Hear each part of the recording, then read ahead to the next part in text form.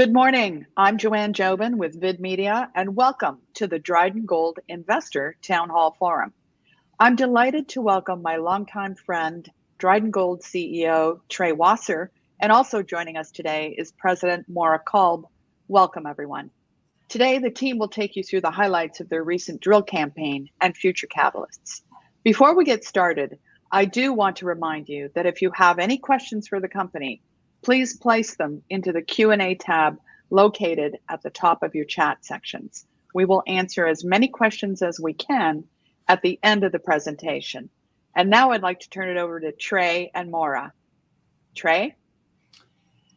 Thank you, Joanne, and hello, everybody. Thanks for tuning in. I know you've got a lot of town halls and choices in the gold exploration space these days, and we're happy to have you here and to this is really going to be a 6-month report, if you will, on our progress since transforming from a private company over the last 2 years to a public company through the RTO that we came public in January. I'll remind everybody just on pricing, we came public at 15 cents with the full warrant, and the RTO was very successful in that we raised $5 million in the RTO. Sorry for me stuttering, but I have a bet out here of how many times I say in this presentation. So I know someone is counting out there, and I'm very conscious of it. The forward-looking statements basically is in very small print here, but really what it says is that I'm not a geologist, and anything I say geologically, Maura is probably going to correct me. This is not really about a full presentation of Dryden Gold. I think most people know the story, and we have a very experienced management team. In fact, I want to highlight the management team because we are so lucky to have Maura and Anna and Ashley and I are now. It's a great team, a lot of experience in this part of the world where we are. Maura, of course, and Anna had a lot of experience at the Red Lake mine where Maura ran the exploration team. Maura also spent time at Treasury Metals. And I just can't say how lucky we are to have this team put together of some very smart geologists and investor relations team. The team is rounded out with Scott Kelly as our CFO, and then our directors and advisors, Jason Jessup, who did a lot of work at Dryden for previous operators, Christina McCarthy, who really sits very selectively on boards for what she thinks are the really top quality companies, and Darren Wagner as our strategic advisor, who tremendous experience in Canada, probably known as one of the best geologists and company builders in Canada. Also want to point out that we have a great list of shareholders and a very strong shareholder base. Eric Sprott, Rob McEwen, Delwood Capital, Adrian Day, the Europac Gold Fund, and of course, Alamos Gold, our largest shareholder. Just a background again, we have a dominant land position that we put together here in a very strategic, underexplored camp. You can see from the map here, everything in gold is ours, and we have some new neighbors that we'll talk about later, but basically Treasury Metals has just agreed to a merger with Frank Justra's Black Wolf Copper and Gold, it is. And that's up here in the purple. That's a 2 million ounce lower grade deposit that's moving towards permitting. And then in the blue down here, one of the best Canadian explorer groups in Kenorland Minerals has also entered the camp through a series of option agreements and staking, and are our neighbor there in the Gold Rock camp, where we are doing some of the current exploration. As far as the location, we are centrally located around the Hammond Reef, Agnico Eagle project, Rainy River, a producing mine, Treasury, Goliath, and Goldland that I mentioned. And just to the north is the Great Bear and Red Lake. And we'll talk later about the similarities in the geology in our camp compared to others. But ours is very underexplored, and we'll get into that later of the reasons it's underexplored. But it has great infrastructure. The Trans-Canada Highway runs through our property, and we have highways that run right down to the project. All our drilling, we were able to drive pickup trucks all the way to the drill rigs. And one thing also that we point out in this slide is that we are very lucky that we have in an area where traditionally these mines get very deep, and the exploration on our property has been historically very shallow, 100 to 150 meters.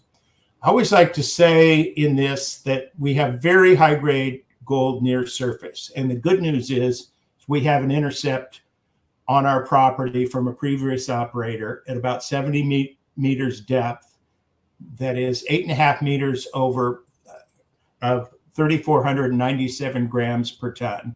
And that includes the vein there at 0.55 meters at 53,700 grams per ton.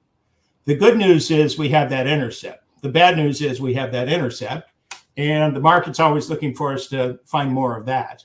That's the challenging part. So in our 6-month review here, here's what we're going to cover. What we've done is about 4,000 meters of drilling, started in December. That's 27 holes, mostly shallow drilling.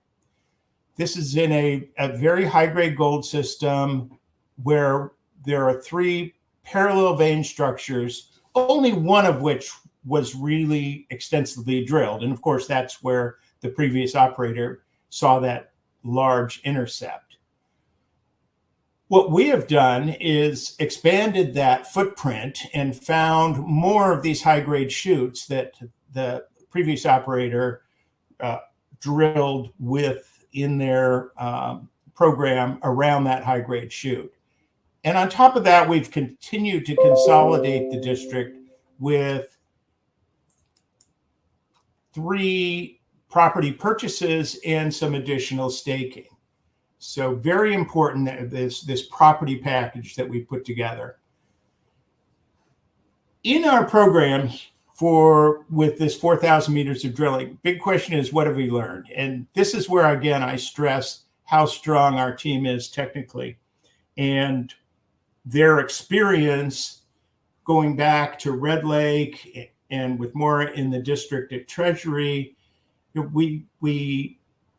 knew what to look for. They knew what to do. They knew how we were going to make this a larger project, and what their methodology and the science behind this was.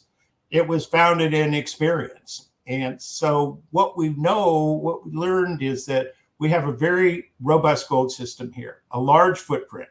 We have 50 kilometers of strike length along that Manitou-Dinorwic deformation zone that has high-grade gold from top to bottom.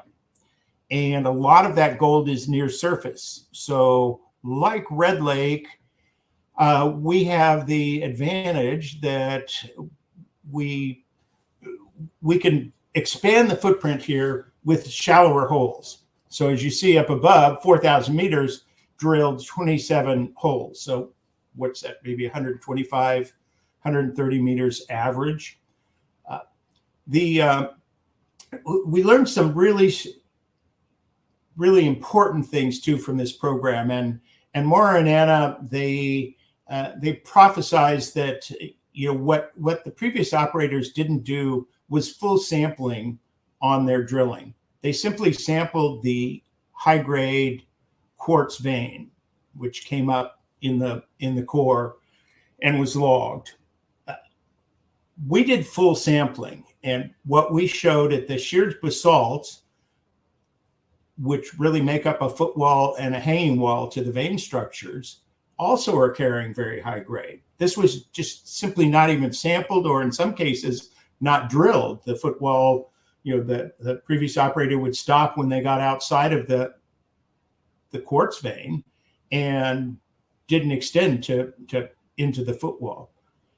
And even where they did, they didn't assay it. These sheared basalts carrying high grade gold. That's a very big similarity to Red Lake. The mineralization here, we also learned, and look, in this program, we could have done drilling very easily just into the high grade zone and possibly replicated some of the super high grade by twinning. We didn't do that. We drilled 6 or 7 holes into that known high grade chute so that we could identify the controls for the high grade chute and replicate it throughout the up and down the strike. And we were very successful. I mean, again, the experience of our team, we realized what was controlling the cross structures and the felsic dikes that was controlling the mineralization, so that we could identify more spots, more chutes that would be carrying this high grade gold. And this is what these kind of orogenic systems is made up of. High grade chutes from surface, and that typically get bigger and broader and higher grade at depth. So, the last 6 months, we've really seen some exciting things happen in the camp, which it's been a little over 2 years since we started consolidating this property package as a private company. We thought this was a camp that was underexplored and had great infrastructure and held great potential. In the last 6 months, we've had 2 significant neighbors come in, and Kenorland Minerals has taken a significant position right next to our ground, and they are known as one of the elite exploration companies in Canada these days. Also recently, there's just a couple of weeks ago, Frank Justra's Black Wolf Copper and Gold is announced a merger with Treasury Metals to advance that low-grade project in the north of the camp towards production. So a lot of other people are starting to realize the significance of this underexplored camp. And so what's next? We are very excited that we've uncovered or identified all the old core from the previous operator, about 20,000 meters, that we can relog. We've secured a location to bring all of that in out of the bush where it's been securely stored, and we can re-assay that, relog it first, and re-assay all those sheared basalts in the hanging wall and footwall that were not sampled and assayed by the previous operator.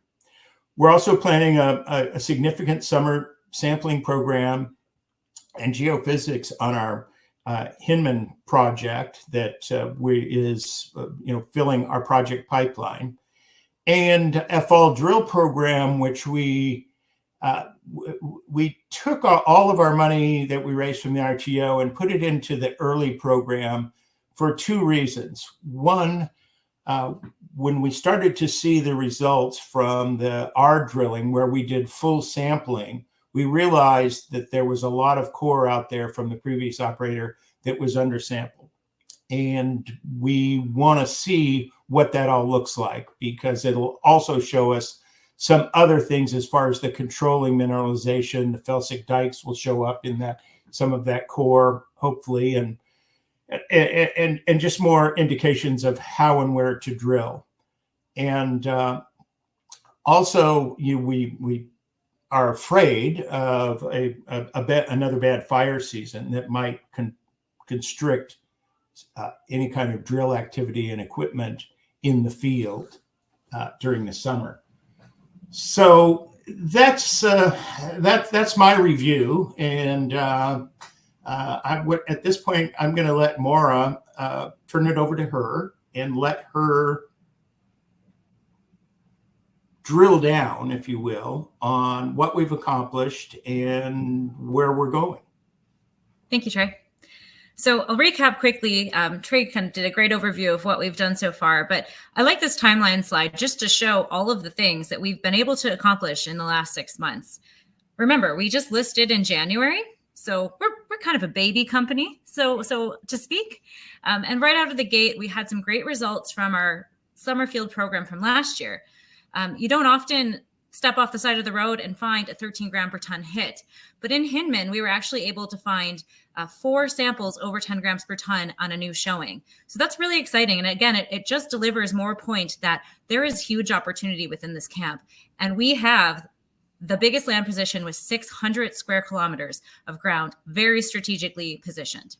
So from that, the work we did in the summer, we decided to do some additional staking and some additional land consolidation with that big Cross River acquisition. That was very important and key for us because it's really in the heart of the Gold Rock camp. And we feel at a very important cross-structure intersection. And we'll see that later. We completed the drill program. We started that even before we became public.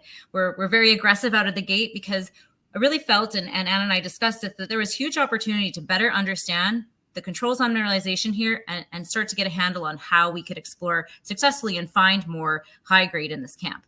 So we started that off, and we started, as Trey said, drilling first. We did 6 holes on the high grade chute that had been historically found. Before, we really didn't have a true understanding of what those controls on mineralization were, and we started to hypothesize what those would be and started to test that and proved our theory true, but learned some new things along the way. We took that and we stepped out and tested new high-grade chutes. So one on a parallel system, the Big Master 1, 26 grams per ton over 3 meters. That was very exciting. Then we stepped over onto the Elora system, which had the highest grade gold mine in the area, which was 14 grams per ton production. That's the Laurentian mine. And we drilled just south of that, where it had been historically drilled in the 80s and 90s by Teck. But we didn't have any new data there. It doesn't have any outcrops. So we really wanted to get our own touch and feel on the Elora system and hit an outstanding result of 14 grams per ton over 7.5 meters. So some really exciting stuff for a 4,000 meter drill program that's really just a starter program. We then stepped out 400 meters south of the historically defined high-grade chute on Big Master and found what we believe is another high-grade chute. We may not have hit the sexiest grade in that yet, but we have huge opportunity, and we actually were able to expand that deeper than we knew the system had gone so far to date. So that's pretty exciting. And something I don't think we've really talked about much publicly is that we took the core from the 4,000 meter program and pulled out the mineralized samples again. It's a good practice that Anna and I have always done, especially in these more complex systems, to go back, look at the core again, and get more understanding of what graded well, what graded medium, what graded low, and really start to see the subtle differences. So we completed that program here just last month and got an even better understanding and really started to see that there are felsic dikes that are coming close to the high-grade mineralization. So Anna is on this big workflow right now, going back through core logs, and we'll be doing the relogging to really understand where those felsic dikes are so we can create a great geologic model of that, which will help us to tighten up the controls of mineralization. We completed our second payment to Alamos. Now we just have one left, and then we will have a full ownership of the property. And we've already begun, and you may have seen our little video. We've gotten out in the bush, and snow is gone, the ice is melted, and we're starting to go out to strategic, specific locations within our land package, getting ready for a fall drill program. Now, we'll jump back quickly and look at the whole land package here and this greenstone belt that we have most of. As you can see, we really focused our land package consolidation from the northeast corner down to the southwest, and that's along the Manitou-Dinorwic shear zone. It's a really important feature. It's been compared to the Porcupine Duster Fault in Timmins, so we think it's a really key and important structure for high-grade gold, and it hosts that really high grade. Also, we have the Hinman property, which is sitting on one of the more east-west going structures. It's the Wabigoon Fault. It's a very deep-seated, important structure also in the region. So we feel we have two really important structures that could host a lot of high grade. And then when we look at all the assays here on the slide, that's from top to bottom, different assays from either drill core, surface sampling, or channel sampling. So we know we have smoke everywhere, and it really gets me excited that we can find a new significant discovery within this land package. Hey, Maura, let me jump in here just a second and point out a couple of things to everybody. You mentioned that the Hinman samples were, four or five samples were over 10 grams right off the road. What you didn't point out is that road is the Trans-Canada Highway. So again, That's pointing to the infrastructure here. And again, my excitement over this relogging program that we're going to talk about more in the core here is when you talk about these controls, we have 20,000 meters of core from the previous operator that really was undersampled, but also not really properly logged. So in relogging some of that, we'll see more indications and mapping, be able to do more mapping of the felsic dikes and other crosscuts and controls of the system. Thanks. This is Trey's favorite slide, so I'll steal his thunder anyway. You're looking at the geophysics here. It's the second vertical derivative, all those bright colors. And then the lines on there are the geologic model that Mira created from all of the data, including the geophysics. All the red lines there are the targets that came out of that interpretation. So we have lots on the Manitou-Dinorwic shear zone. We also have several on one of the east-west going structures there. And just to point out that east-west structure goes off, and that's what Kenorland has picked up. We feel we have a great one in that Wabigoon shear zone because it's right along the Trans-Canada. Very easy, as Trey said, to access. And making a new showing, like, just off the major highway of this country is pretty impressive, I think. Now, one of the things that really drew me to this project was the similarities between the geometries of the Gold Rock Camp and Red Lake. So if you look at the cartoon there, you can really see the folding is very similar, just kind of flipped over, and the fault network orientation is very similar too. That creates great traps for high-grade gold. I've already touched on this as well, but others have compared the Manitou-Dinorwic deformation zone to the Porcupine Duster deformation zone. So that's really key, we feel, for what we've picked up in the ground that we have. So I want to remember that as we look at this particular slide. So I talked about the geometry in Red Lake, and when you look at this slide, you can really see on the geology map all of that folding, creating great traps for high-grade gold.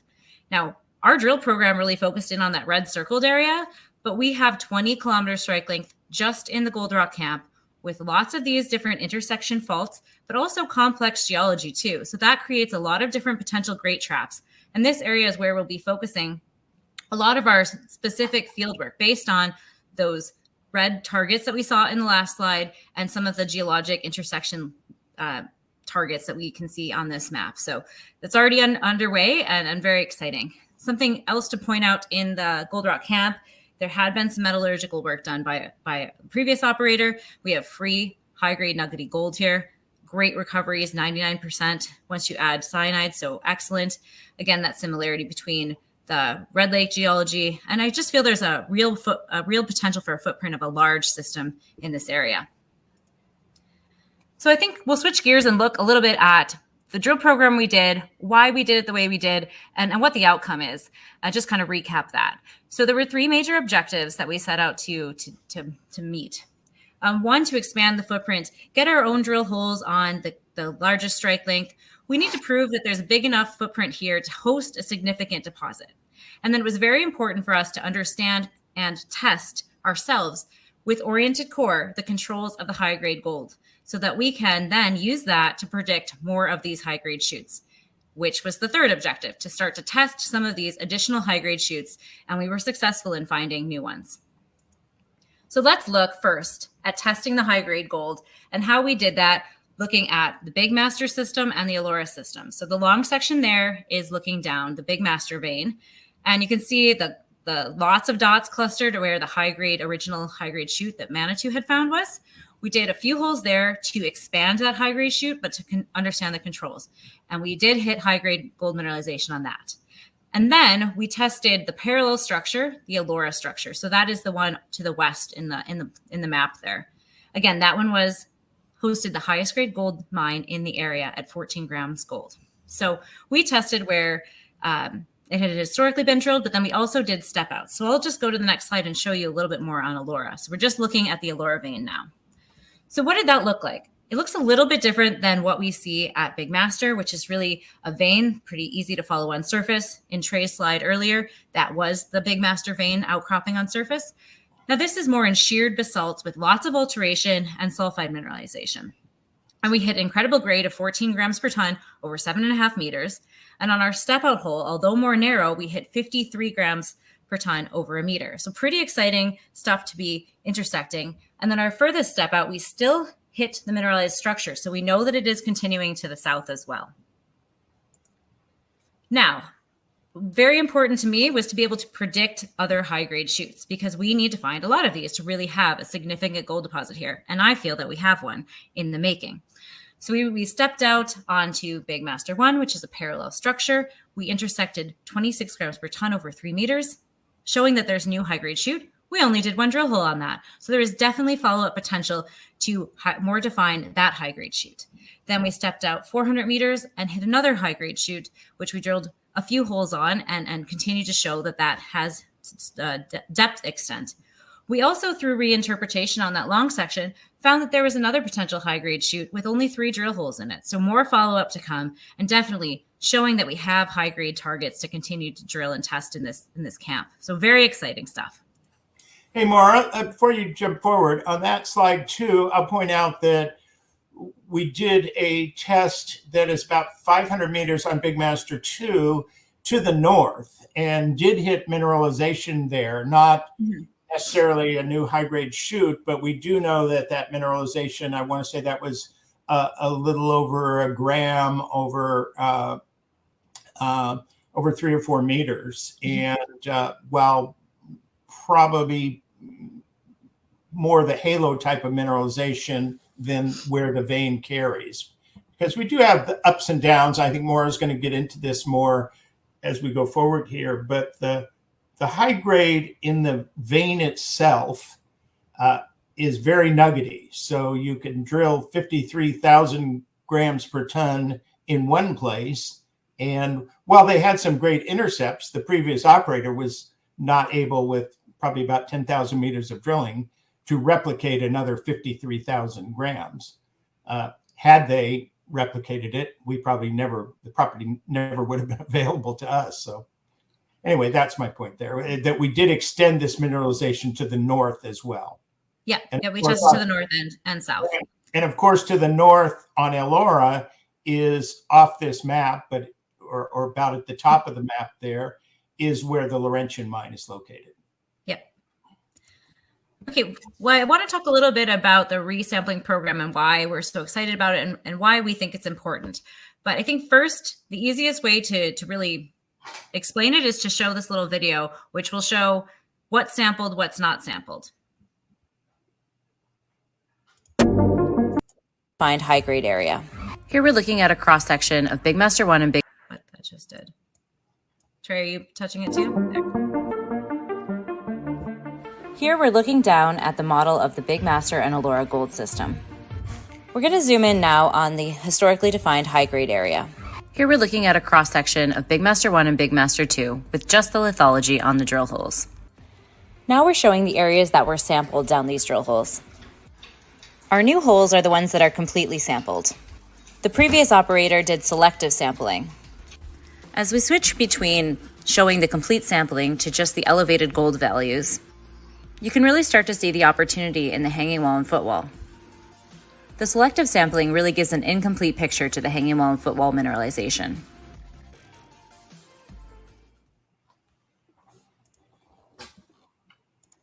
So let's dive in a little bit more on this particular movie we just watched. So you're looking at the same section, but now with all the geology on and everything. And you can see that the gold holes are ours. The previous operators are there in gray. And we really start to see the hanging wall and footwall development.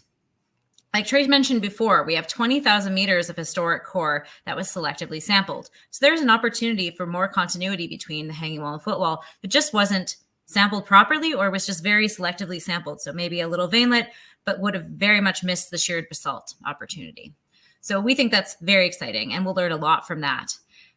As well, just to point out a similarity here, in 2018, Great Bear did a very similar program with relogging. And this was instrumental for them discovering the LP discovery. So, this is good kind of scientific practice to do, to go back, learn more from your previous core. And we're also going to be doing this relogging program on some of the regional core too. So that may give us an opportunity for a similar kind of new discovery or new understanding of potential within this camp. So I'm very excited about this opportunity. Now we'll just look at one more example. This is looking at the high-grade chute that we found 400 meters down to the south. Now, there are a lot of hanging wall and footwall structures in this, and you can see the felsic dikes that I mentioned earlier. They're the pink structures there. So definitely an opportunity to get those modeled better, understand those, and really see how they're controlling the mineralization, and that there are a lot of additional structures here that could give us more continuity. So I'm very excited about this relog and what it will mean for our understanding and potentially new discoveries or things we'll learn during this program. Yeah, let me point out more on that on the Great Bear analogy there, they drilled for about 2.5 years before they came in and did this resampling program, brought in some outside geologists who looked at this core that was drilled by Newmont, and that's really was the turning point. But it happened for them 2.5 years into the program. For us, because of our team's experience here and knowing how important this is, we were able to identify and find the core and have this opportunity for this resampling program very early in our first year. Yeah. And Trey kind of alluded to this one as well, but I find this hole pretty exciting. This is our most southern hole that we drilled on the Big Master system. And it's not a very exciting assay. It's 0.7 grams over 10.5 meters. However, this reminds me very much of a hole that's in the historically defined high-grade chute, the one with the 53,000 grams per ton. That has an intercept of, I think it's 10 meters at 1 gram. But it's really showing the halo mineralization, and it's very close to that very high grade. So to me, this shows that we might be getting close to another high grade chute. And this hole was very shallow. I think this one was under 100 meters. So it gives us an opportunity to get a lot of bang for our buck for the shareholders and potentially find another high grade chute here to the south. And that is where we've hypothesized another incoming cross-cutting structure. So giving that dilation and the opportunity for more of these high grade chutes to develop. So I'm pretty excited about the potential here to find more high grade chutes. And I think this shows we could be close to one. So very exciting. Even though that result didn't seem that way, to me, it's a pretty exciting opportunity. And then the last thing I want to talk about, because it's very important, especially with our strategic land position and the size of the land package that we have, is that we've focused on a resource pipeline. We've done the drill program on the brownfields opportunity that had the most information. It's a great place to start to learn what the controls are in this camp and to be able to capitalize on that learning. However, we are also doing grassroots exploration as well, looking at the entire property. And we've started to rank and rate these targets. We'll be going out specifically along the Gold Rock camp to areas that have shown up with those geophysical targets and where we see other opportunities for intersections that could be great traps for high grade. So that'll be an important part of our summer program as well with the relogging. Hopefully we can find more Hinman-like discoveries. And that's certainly one that we'll be following up this year. But this is the kind of thing, this district-wide systematic approach that you see with major mining companies and mid-tier mining companies. And we feel this is something that will really attract their attention to our company and our project. So I'll turn it back over to Trey to wrap up. Yeah, I'll just say that that this approach has already attracted the attention. And we are getting a lot of attention from strategic investors. We obviously have mentioned the new neighbors in the camp. We think we have a very good project that is not in our option agreement with Alamos, but the Cross River ground that we own 100% of that borders Kenora land. We also have the Black Wolf people coming into and pushing the Treasury Metals, the Goliath project, towards production. That's a very low grade, 1 gram, and really needs high grade feed to make that project more attractive. So we have a lot of opportunity. We're not looking necessarily right now at any kind of joint venture. We certainly are talking about some type of strategic investment. And with that, I'll answer a question that will probably come up here I'm not looking at the Q&A, but where we stand today. Financially, we have about 1.5 million in the bank right now. We have budgeted out for 12 months of G&A and still have a budget for our expanded IR program and also for the summer field program. So we're not in any hurry to finance, although we market with there's no question that being an exploration company, I don't think it surprises anybody that that's how exploration companies operate. Generally have to raise money to do the next round of drilling. And be honest with everybody, that's where we are, but we're not forced to do that. We can time the market a bit. We can get through our relogging program, and we think that's going to generate catalysts similar to basically to a 20,000 meter drill program once we get through all of that core and do the reassaying. So some very exciting catalysts going through the summer, including the field work out there. So we will be doing another financing, but we are not forced to do a financing anytime soon. Okay. Thank you, Trey. And thank you to the team for a fantastic update.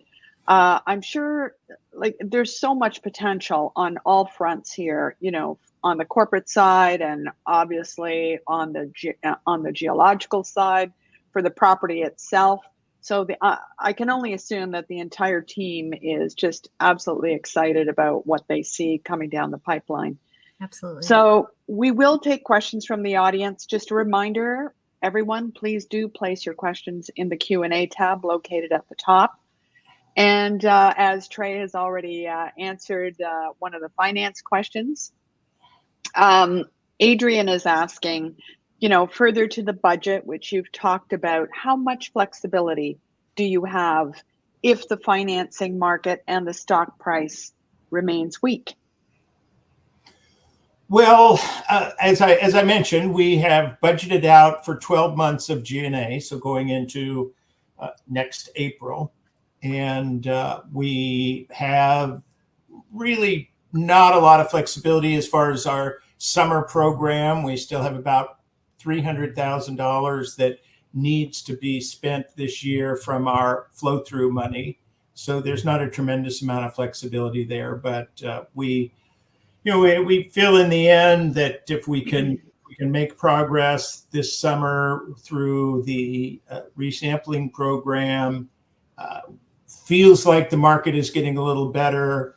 I'll point out that certainly the stock has been weak. We raised quite about $4 million as a private company. Most of that was done at 10 cents, and the market seems to have had a seller in it at 10.5 cents. I can say, and I have done the filing, so I can tell you I've been a buyer myself of the stock from 10.5 to 12 cents in this past week.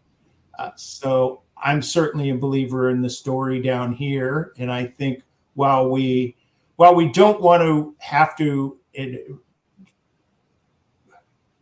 I can't say I won't, but raise money at less than the RTO price, we have the budget and the hard dollars in the bank that we could put together a follow drill program with nothing more than some more flow through, which could be in these days is done at a fairly significant premium to the market price. Thank you, Trey.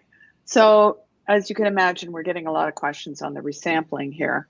So can you elaborate what the next steps will be after you finish relogging and resampling? I mean, I can only imagine that's going to be a big job as well.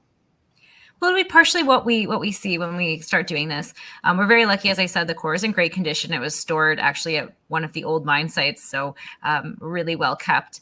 We'll be bringing that in from the bush, seeing how much makes sense to actually resample, and remodeling those dikes and the structures themselves, I think, will be really key. We'll get an idea of what kind of continuity there is. Similar to doing a drill program, we'll be able to release results from that as we get the new assays back, or the assays original, because this area wasn't sampled. It's not resampling, it's sampling core that was just never sampled. A lot of it's just sitting around in the bush, which is kind of a surprise in this kind of camp where you can see smaller veins or alteration that will run quite high grade. So we think it's a big opportunity. So we'll have results coming out from that as soon as we get them in. Okay. And when do you think those results would be made public? Later in the summer. It'll take a little bit to get all the core in, go through it, start to analyze it, and then get it off to the lab. But it'll be similar to doing a drill program. Okay. Let me interject here too, Joe, as Maura pointed out, the previous operator pretty much looked at just the quartz veins, and that's what was sampled. And while Maura we for a while, really since the beginning, and when Maura came on board, been drawing parallels to the Red Lake mine as far as the geometry of the geology. But it's very important that these the basalts, the shear basalts that are making up the hanging wall and footwall are mineralized. That was a key part of the mineralization, and seeing high grade. Some of the intercepts that we had in the high grade zone there that originally tested for the hanging wall and footwall ran 20 to 36 grams. In sheared basalt, over half to 3/4 of a meter, and spread, and the mineralization was further than that. So I just can't point out how it's almost, this program almost made a new discovery here in that finding that these sheared basalts are carrying high grade gold as well as the quartz veins. Okay. Yeah, it's exciting to have different styles of mineralization. Sorry, Joanne. No, please. Seeing what we saw at Elora showed us one style that is really not vein related, so we know to keep our eyes open for that. Seeing that the sheared basalts within the hanging wall and footwall could carry and do carry between 2 to 10 grams, sometimes even better, but more typically those grades, it gives a real opportunity. And remember that this is all very shallow. So if we have high grade, but we have other mineralization around it, it really could get exciting. And we're very early days, not looking at, resources or anything, but just trying to understand the system and what the potential it could hold. As I said, lots of potential. Mm-hmm. Yeah, exactly. I'll answer also Alan's question that I saw pop up there because it's put right in here, asking when we might be testing this system at depth. And again, it probably is more of a market related question. We're very fortunate in that we can expand the footprint, and we have expanded the robustness, if you will, of the system with the hanging wall, footwall discoveries, and the work on Elora. And we've done that with basically shallow holes, right? 27 holes in 4,000 meters. To start drilling this at a depth will be more expensive, obviously. So while we would like to get there by sooner rather than later, we do need to watch the budget there, and we want to go down cautiously, let's say, and spend those dollars going deeper. We want to make sure we get the most shareholder value. So when we feel confident that we can do a deep step out, I think we will, but we'll time it, as Trey said. There's something I thought of about the resampling program I didn't mention, which I think will be helpful. Some of the more technical people may have noticed on the long section that some things look a little odd.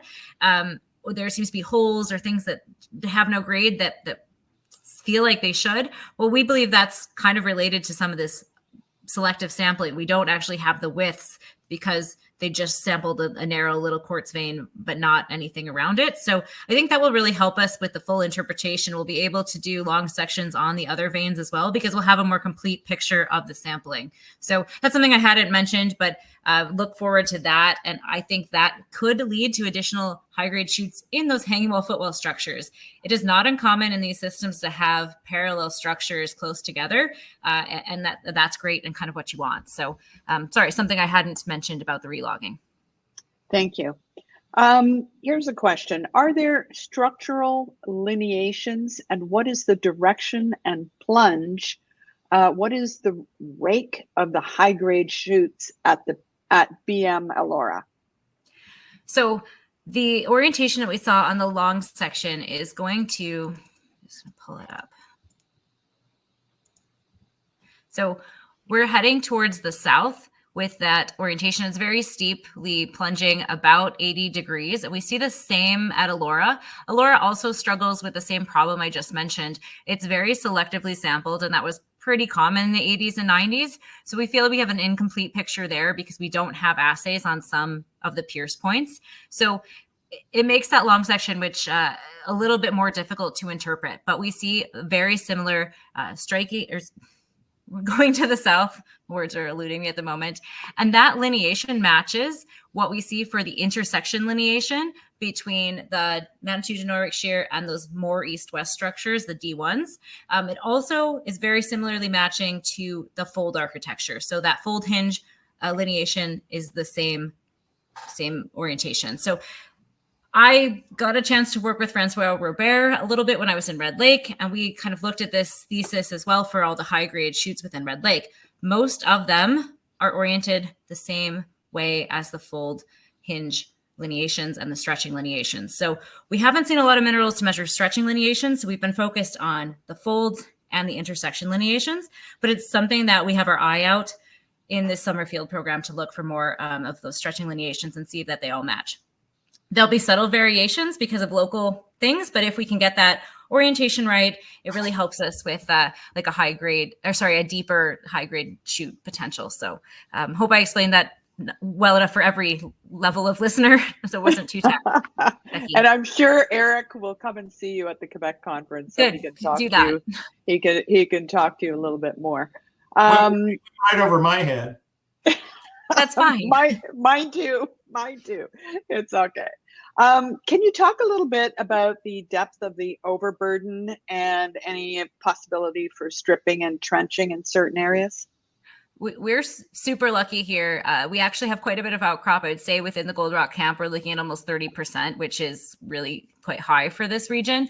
And that's because of how much alteration is in these rocks. So the silicification, we're finding this mineralization is mostly in high ground, which is helpful. In the Gold Rock camp, overburden's quite small. So we really do have opportunity for trenching. And it's something that we're looking at, specifically where we want to do it. Out at Hinman, that was one of the proposals. And when I went back out to kind of re-look at that showing, because it's recently been clear cut, or deforested, most of the outcrop is actually already scraped clean. So we have a huge opportunity. We're going to fly a drone over that and just do big mapping there, related to competency contrast. So it's actually quite easy to see the area that's mineralized and I think find more. So I'm very lucky with that and the ability to not do a ton of deep work. Now the entire property, because it's so big, there are areas that have more overburden, more cover, especially as you go up to the northeast in the what we call sandy, that it's sandy and there is a lot of overburden. But where we've been working is really excellent. And Anna's expertise is in geochemistry, and specifically she did a lot of work in soils and tills. So we will be doing an orientation survey of soil sampling to see how that can help us. And we'd like to expand that across the entire property where we do have some cover, but we're lucky, mostly shallow. In the deepest we've seen so far is about like up in Sandy, and it's significant, like 30 meters there, but mostly shallow. Okay. Yeah, let me expound on that too a little bit, because it goes back into the infrastructure here. The Gold Rock Camp, we have about 7 kilometers of patented claims there. And the historic mining that was done was primarily in that Gold Rock Camp. I think there were maybe 12 different mines, all by different operators in that camp. And basically what they did then is they would see the quartz vein, gold on surface in some cases probably, and they would just mine down that. And in some of the other areas, this is or was very heavily forested ground. So it's the places where there's openings that they were able to see these veins. Since then, the last 50 to 70 years, Dryden is a forestry town. There is a paper mill there. They've been doing a lot of logging. So a lot of our access through logging roads has opened this up, and through the clear cutting has opened up the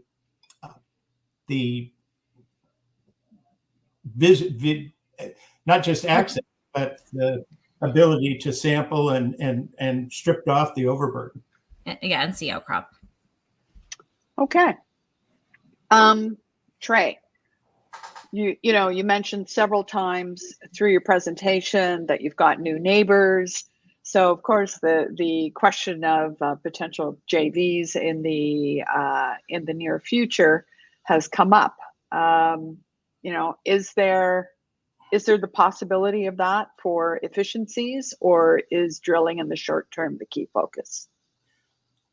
We certainly, I mentioned that the challenges of being a junior mining company in this market, we'll weigh everything. We're looking at all opportunities, certainly talking to other companies and strategically, and something could lead to a JV. Having been through that at Ely Gold with the Mount Hamilton project with the partner, it's certainly, we're not looking to just JV the entire property. But we do have some opportunities that I mentioned earlier with the Cross River ground that we own 100% of, and Kenorland is our next door neighbor. I can't imagine that we, as good of folks as they are, that there won't be some kind of collaboration there, if nothing else, just sharing it in expenses of some of the work, like LIDAR and possibly other geophysics. But anything is possible here, but we really are looking to continue to build this up. I think at the 1 year mark, 6 months from now, once we've pulled all of this old core in, resampled, really gotten the project pulled together for the first time.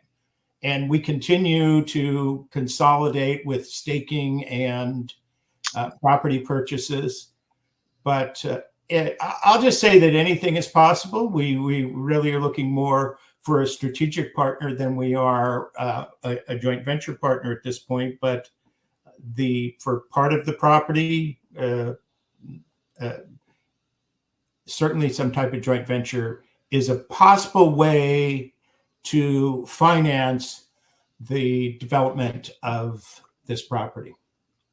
Thank you. We have one more question left. We are at the top of the hour. I'm going to leave Mr. Laboucan's note up because it's really not a question. It's more a comment.